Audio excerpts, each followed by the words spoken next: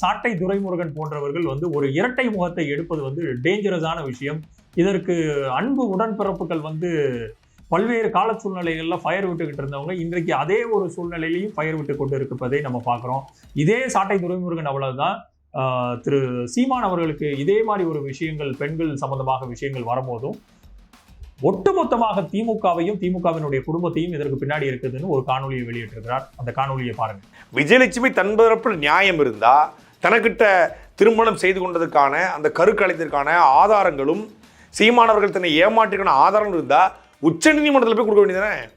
ஒட்டுமொத்தமான திமுக உங்க பக்கம் தானே இருக்கு. பார்த்துருப்பீங்கன்னு நினைக்கிறேன்.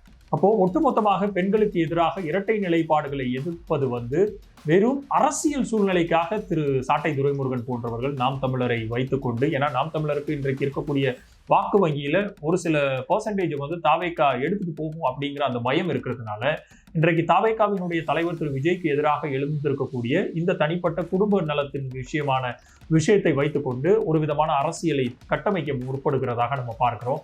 இது எல்லாத்தையும் மீறி தாவேகாவினுடைய தொண்டர்களே மிகப்பெரிய ஒரு அரசியலை திருப்பியும் அதே திமுக மேலதான் குற்றம் சாட்டுகிறார்கள்.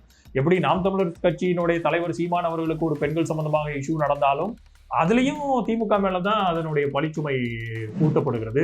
இன்றைக்கு தாவேகாவினுடைய தலைவர் திரு விஜய் அவர்கள் மேல அவர்களுடைய குடும்ப தலைவி அவர்கள் புகார் அளிக்கும் போது அதுலயும் பின்னாடி இருந்து இயக்குறது திமுக அப்படிங்கிறதுக்கு பல்வேறு காணொலிகள்ல ஒரு இறுதி ஊர்வலத்துல கலந்து கொண்ட பழைய போட்டோவை எடுத்து போட்டு இப்ப பின்னாடி இருக்கிறது திமுக தெரியல அவங்களுக்கு அப்படிங்கிற மாதிரி எவ்வளவு ஒரு கேவலமான விஷயம்.